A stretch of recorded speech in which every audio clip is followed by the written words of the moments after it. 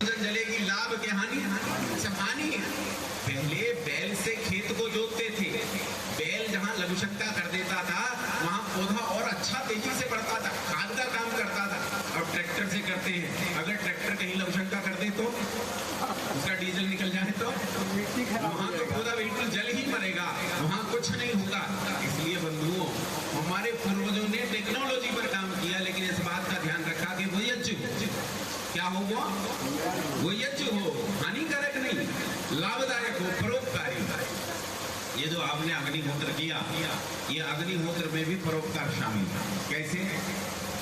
इस अग्निहोत्र में जब आचार्य जी ने कराया, अंजलि जी ने यहाँ, सावधानी से मेरी बात सुनो, इस अग्निहोत्र में उन्होंने कुछ लकड़ियां रखी। अच्छा ये बताओ, जो लकड़ियां समिधाएं बनाकर इसमें रखी, क्या सब लकड़ियां समिधाएं बन जाती हैं? सब लकड़ियां समिधाएं होती हैं कि कुछ ही लकड़ियां समिधाएं होती हैं? नीम की लकड़ी समिधा हो सकती है कि नहीं? यूकेलिप्टस की हो सकती है कि नहीं? नहीं हो सकती। पॉपुलर की हो सकती है कि नहीं? नहीं हो सकती। किसकी होती है? आम की, और पीपल, और गूलर, चंदन, पलाश, ढाल, ये हो सकती है। क्यों हो सकती है ये? अगर सावधानी से देखो तो ये वे लकड़ियां हैं जिन लकड़ियों में से एक नेचुरल पॉलीमर निकलता है। आपने गोंद देखा है पौधों में से रिश्ता हुआ? दूध देखा है? जिनका दूध और गोंद मीठा हो पकने के बाद, वही लकड़ियां समिधाएं बनती है, अन्य लकड़ियां समिधाएं नहीं बनती। लिग्निन, पेक्टिन, सेल्यूलोज, ये नेचुरल पॉलीमर्स हैं, जिनमें से निकलते हैं वही लकड़ियां समिधाएं बनती हैं। और उन लकड़ियों को इस यज्ञ कुंड में रखकर जब हम उन्हें जलाते हैं तो वहां केमिस्ट्री की क्रिया होती है जिसे भंजन कहते हैं, अंग्रेजी में कंबशन कहते हैं। इस कंबशन से बहुत गैसेस निकलती हैं, लेकिन इनमें से गैस निकलती फॉर्मल्डिहाइड, और ये फॉर्मल्डिहाइड बाद में नियोसेंट ऑक्सीजन बनाती है, जो ऑक्सीजन और ओजोन बनाती है। और इन तीनों चारों गैसें हमारे लिए बोलो हानिकारक या लाभदायक? ऐसी हजारों हजार गैसें इस यज्ञ कुंड में से निकलती है। कोई कहे कि कार्बन डाइऑक्साइड नहीं निकलती, क्या निकलती है? कार्बन मोनोऑक्साइड नहीं निकलती, क्या निकलती है? लेकिन वो भी लाभदायक है। कार्बन डाइऑक्साइड जितनी मात्रा में निकलती है उतनी मात्रा में पर्यावरण के लिए लाभदायक है, हानिकारक नहीं है। अत्यधिक मात्रा में निकलने पर हानिकारक होती है। अच्छा ये बताओ, तुम सांस लेते हो तो कौन सी गैस का लेते हो? बोलो। अच्छा, जब तुम्हारे नाक पर हवा आती है तो कार्बन डाइऑक्साइड को मना कर देते हो, तुम बता। नाइट्रोजन को मना कर सकते हो, तुम बता। हाइड्रोजन तू रुक, मैं केवल ऑक्सीजन लूंगा, ऐसा कह सकते हो? नहीं कह सकते। तुम वो हजारों गैसें भीतर लेते हो, वो हजारों गैसें भीतर जब आती हैं तो फेफड़े के भीतर एल्वियोलाई की सतह पर जब क्रिया होती है, उस क्रिया से ऑक्सीजन को अवशोषित किया जाता है, बाकी को छोड़ दिया जाता है। अगर तुम्हें शुद्ध ऑक्सीजन दी जाए तो तुम्हारी श्वास की प्रक्रिया पूरी नहीं होती है, इसलिए जितनी निकलती है उतनी आवश्यक है। दूसरी कार्बन डाइऑक्साइड पौधों के लिए लाभदायक है, वातावरण के अन्य चीजों के लिए लाभदायक है, वो कार्बन के साइकिल को पूरा करती है, इसलिए जरूरी है। इसमें से जो कुछ निकलता है वो संसार के लिए लाभदायक है, इसलिए परोपकार होने के कारण ये जो यज्ञ आपने किया, ये यज्ञ भी संसार के लिए कल्याणकारी है, हानिकारक नहीं है। आपका यज्ञ तो आज सचमुच में यज्ञ बन गया। यज्ञ का वास्तविक अर्थ होता है पुरुषार्थ। क्या अर्थ होता है? बोलो, यज्ञ का वास्तविक अर्थ पुरुषार्थ। माँ जब घर में रोटी बनाती है, पसीने में भीगी हुई, बिना पसीने की और गर्मी की परवाह किए सबका क्षुधा शांत करती है, तो बोलो माँ क्या कर रही है? यज्ञ कर रही है?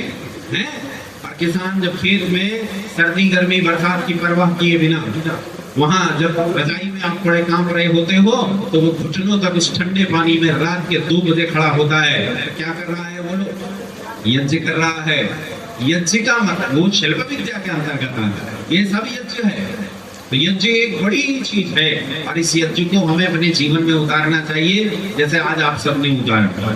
मैं केवल पदाधिकारियों को ही साधुवाद नहीं देता, मैं यहाँ बैठे हुए जितने यजमान हैं, जितने यजमान दंपत्ति यहाँ हैं, आप सबको साधुवाद देता हूँ कि बिना इस आंधी तूफान की परवाह किए, बिना इस वर्षा की परवाह किए, आपने जो निर्णय मन में किया था, निश्चय मन में किया था यज्ञ करने का, आपने उसे पूरा किया। आप निश्चित रूप से इस साधुवाद के पात्र हैं। एक चीज और भी, आप जैसे लोग जब पुरुषार्थ करके इस यज्ञ को करते हैं तो ये यज्ञ निश्चित रूप से फल देने वाला होता है।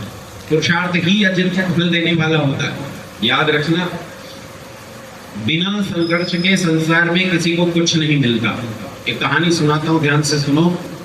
एक किसान खेती करता था, लेकिन बेचारा खेती करता तो उसकी खेती में बड़ी समस्या। जब उसे जल की जरूरत होती तो बारिश ना पड़े। जब उसने बेचारे ने कहीं से डीजल पेट्रोल से ट्रैक्टर चला के पानी दिया तो तेज हवा चल गई, उसकी फसल गिर गई। जब सर्दी की जरूरत है तो सर्दी ना हो, और जब गर्मी की जरूरत है तो सर्दी हो जाए। तो किसान को बड़ा गुस्सा आया और भगवान से बोला, यार भगवान तू बहुत बड़ा बेवकूफ है, तुझे खेती किसानी करना नहीं आता। अगर तुझे खेती किसानी करना आता तो ऐसी मूर्खतापूर्ण घटनाएं तूने करता। मुझे बताना, तू मुझे दे दे ये काम हाथ में, तो फिर देख फसलें कैसी होती हैं, दुनिया का किसान कितना प्रसन्न होगा, दुनिया कितनी सुखी होगी।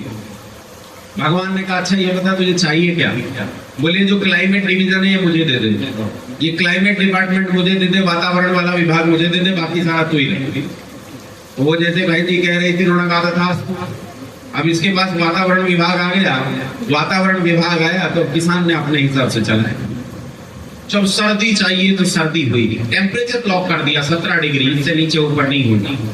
इन्हें रोको तो नहीं तो यहाँ माइक पे बुला लूंगा, फिर यहाँ बोलना पड़ेगा। जब सर्दी चाहिए तो सर्दी हुई, टेम्परेचर लॉक कर दिया। जब हवा चाहिए तो उसने लिमिट बना दी कि भैया इतनी फ्रीक्वेंसी से हवा चलेगी, इससे ज्यादा नहीं चलेगी। 5 किलोमीटर प्रति घंटा की रफ्तार से हवा चलेगी, इससे ज्यादा नहीं चलेगी।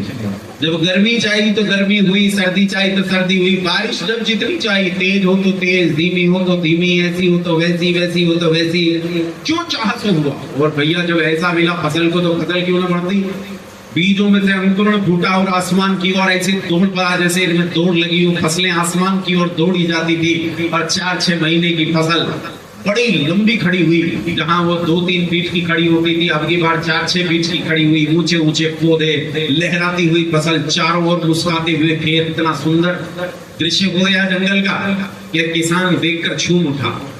फसल पक गई, अब पकी तो कटने की तैयारी है। उसने फसल को काटा और मशीन में डाला कि उसमें से दाने निकले। तो देखा कि उन पर फलियां तो थी, लेकिन फलियों में दाने नहीं थे। किसी फली में कोई दाना नहीं। सिर पकड़कर किसान बैठ गया, भगवान से बोला, ये क्या हुआ? मैंने इतना परिश्रम किया, वातावरण भी अपने अनुकूलता से चलाया, तब भी फलियों में एक दाना क्यों नहीं हुआ? भगवान हंसकर बोले, बेटा संघर्ष के बिना संसार में कुछ नहीं होता। तूने इन फसलों का, इन पौधों का संघर्ष इनसे छीन लिया। संघर्ष ही व्यक्ति को बड़ा बनाता है, संघर्ष वस्तु को बड़ा बनाता है, फलदायी बड़ा बनाता है। अच्छा एक बात बताओ, जो व्यायाम नहीं करे उसकी मांसपेशियां कैसी होंगी? कैसी होंगी? मोटी तो हो जाएंगी।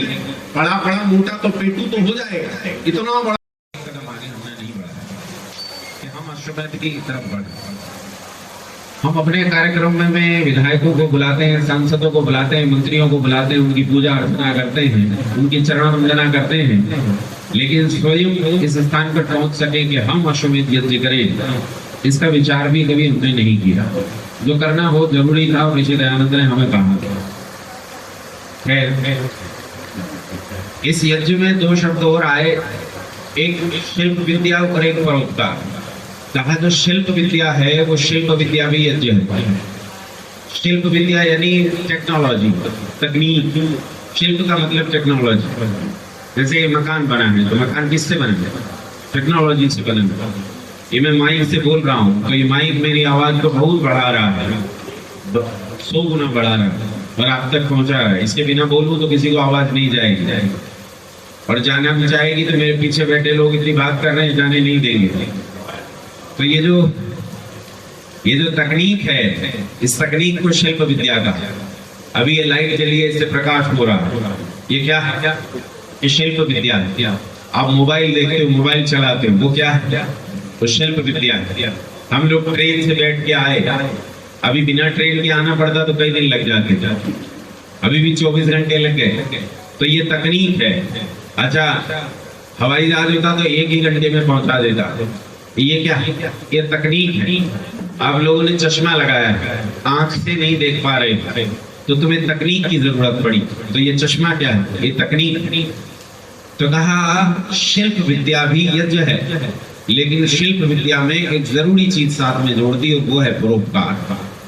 कि शिल्प विद्या तो हो, टेक्नोलॉजी तो हो, लेकिन वो टेक्नोलॉजी हानिकारक नहीं होनी चाहिए। कैसी होनी चाहिए? परोपकारक होनी चाहिए।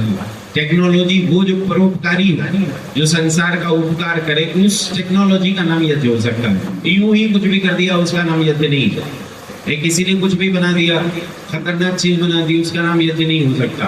उसमें परोपकार शामिल होना चाहिए। जैसे मैं आपसे पूछता हूँ, मेरी ओर ध्यान दो, उत्तर दो। परमाणु बम टेक्नोलॉजी है कि नहीं है? कुंडी हिलाओ, ऐसे कुंडी हिलाओ, मुझे पता लगे तुम जिंदा लोग बैठे हो। हाँ, हिलना डुलना चाहिए ताकि सामने वाले को भय ना हो के मरे बैठे। एटम बम टेक्नोलॉजी है कि नहीं है? अच्छा ये बताओ, इससे संसार की हानि होती है कि कल्याण होता है? हानि होती है। इसका मतलब शिल्प विद्या तो है, लेकिन परोपकार नहीं है। परोपकार नहीं है तो फिर उसे हवन में नहीं गिनेगी, यज्ञ में नहीं गिनेगी। ठीक है, ठीक है। कोई भी ऐसी चीज जिससे लाभ न होता हो, टेक्नोलॉजी हो तो टेक्नोलॉजी हो सकती है, उसमें कोई समस्या नहीं है। लेकिन यदि उसमें परोपकार शामिल नहीं है तो फिर कोई यज्ञ नहीं हो सकता। एक और चीज देख लेते हैं, प्लास्टिक। हमने प्लास्टिक बना ली। प्लास्टिक सेकेंड वर्ल्ड वॉर में, जब सेकेंड वर्ल्ड वॉर में लोहे के दाम जो है आसमान छू गए, लोहे की कमी बढ़ने लगी, तो लोहे के विकल्प के रूप में कुछ ढूंढने का प्रयास किया गया जो सस्ता हो, ड्यूरेबल हो, लंबा हो, मजबूत हो, वो चले। तो उस समय प्लास्टिक की खोज हुई और प्लास्टिक अस्तित्व में आया। लेकिन फिर प्लास्टिक ने अस्तित्व में आकर पूरी दुनिया पर अपना साम्राज्य कायम कर दिया और आज प्लास्टिक पूरी दुनिया में फैल गया। अच्छा, अब ईमानदारी से बता दो, प्लास्टिक लाभदायक है कि हानिकारक है? बोलो जी। हाँ, हानिकारक है। इसीलिए रात मुझे पानी पीने के लिए गिलास दे के गए तो किसके? प्लास्टिक के। सुबह जलपान के लिए जो पेय पदार्थ लेके आए वो किसमें? प्लास्टिक में। बोले तू जल्दी मर। ये जो प्लास्टिक है ना, ये प्लास्टिक कैंसर का सबसे प्रमुख कारण है। आप समझते नहीं हो। प्लास्टिक को बनाना आसान है, मिटाना आसान नहीं। क्या है प्लास्टिक? जिन्होंने केमिस्ट्री पढ़ी होगी उन्हें समझ में आता है, जिन्होंने नहीं पढ़ी उन्हें नहीं समझ में आता। एथिलीन होता है, कार्बनिक कंपाउंड होता है एथिलीन। एथिलीन को हम एंटाइम्स कर दें तो पॉलीएथिलीन बन जाता है। इसी पॉलीएथिलीन को आम भाषा में पॉलीथीन कहते हैं।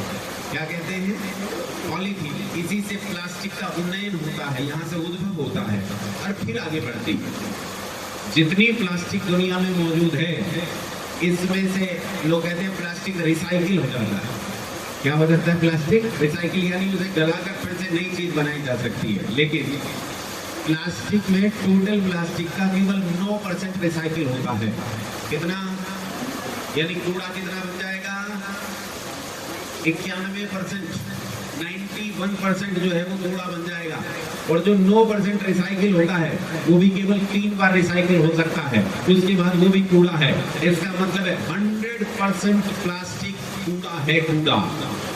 अब ये जो प्लास्टिक है जो 100% कूड़ा है, अब मुझे ये बताओ, इस प्लास्टिक को नष्ट नहीं कर सकते तो क्या करें? नष्ट नहीं कर सकते तो क्या करें? फेंक देते हैं। ये बड़ी पन्नियां देख लो, चारों तरफ प्लास्टिक के गिलास पड़े हैं। ये क्या होंगे? ये सब कहीं जाएंगे, इकट्ठा होंगे, ढेर बनाएंगे। दिल्ली मैदानी क्षेत्र है। आज दिल्ली में 7 पहाड़ हैं। किस चीज के पहाड़? 7 है कि 5 हैं? 7 में बन गए पहाड़ के बने प्लास्टिक के। दिल्ली में 7 पहाड़ हो गए प्लास्टिक के। पहले 5 थे, 2 और बढ़ गए उधर नजफगढ़ साइड में, और अब 7 पहाड़ हो गए टोटल दिल्ली में। इतने ऊंचे पहाड़ है, उतने ऊंचे पहाड़ हरिद्वार और ऋषिकेश में नहीं। दिल्ली में पहाड़ है। एक दिन मैं गाड़ी से जा रहा था, मैंने दूर देखा पहाड़ के ऊपर एक मक्खी चल रही थी। मैंने कहा देखो यहाँ से मक्खी दिखाई दे रही है। तो उन्होंने कहा अच्छा जी मक्खी नहीं है, जेसीबी है, जेसीबी। पहाड़ इतना ऊंचा है कि तुम्हें मक्खी जैसी दिख रही है। इतने ऊंचे पहाड़ प्लास्टिक के हैं क्योंकि प्लास्टिक को नष्ट नहीं किया जा सकता। प्लास्टिक को डिस्पोज ऑफ होने में 5000 साल लग जाते हैं। कितने? सबसे कमजोर प्लास्टिक को कितना टाइम लगता है? 5000 साल में जाकर डिस्पोज ऑफ होती है। पहले हमारे यहाँ घरों में जब खाना खाते थे तो बताओ प्लेट किस चीज की बनाते थे? जब नीचे बैठ के खाते थे क्या क्या जोड़ के बनाते थे? पत्ते। और जिसमें छाछ या पानी लेते थे वो किसका बना होता था? क्या बोलते हैं आपके यहाँ? सकोरा को कसोरा कुछ और? हाँ, जो भी वो मिट्टी का बनाते थे ना। अच्छा, जब भोजन कर लिया सबने, पूरी बारात ने, तो उसे बाहर फेंक देते थे। 4 दिन में गलकर खत्म हो जाता था। लेकिन प्लास्टिक खत्म होने वाला नहीं है। तो फिर क्या करते हैं? किसी के पास कोई उपाय नहीं है। अमेरिका प्लास्टिक के इस कूड़े को अंतरिक्ष में डालकर आ रहा है, दूसरे ग्रहों पर डालकर आ रहा है। ये भयानक स्थिति बन गई। और अन्य क्षेत्रों में जहां उतनी स्थिति नहीं है तो वो क्या करते हैं, प्लास्टिक को क्रश कर रहे हैं, क्रश तोड़ देते हैं प्लास्टिक को। उसके छोटे छोटे मॉलिक्यूल्स बनते हैं जिन्हें कहते हैं माइक्रो पॉलीमर्स। क्या कहते हैं बोलो? Micro polymers. और ये माइक्रो पॉलीमर्स इतने महीन है कि आंख से दिखाई नहीं देते। और आज ये माइक्रो पॉलीमर्स तुम्हारे पानी में, तुम्हारी मिट्टी में, तुम्हारी हवा में और सब जगह। और सबसे बड़ी बात कितनी खतरनाक है, ये कहाँ हो सकते हैं? कल्पना कर सकते हो? ये तुम्हारे मस्तिष्क के ग्रे मैटर में उपस्थित है, जहां कोई वस्तु जा नहीं सकती। अभी जो लोग यहाँ बैठे, तुम सबके मस्तिष्क के ग्रे मैटर में प्लास्टिक के पॉलीमर्स उपस्थित हैं। इसीलिए आज दुनिया में सबसे ज्यादा ब्रेन कैंसर हो रहा है।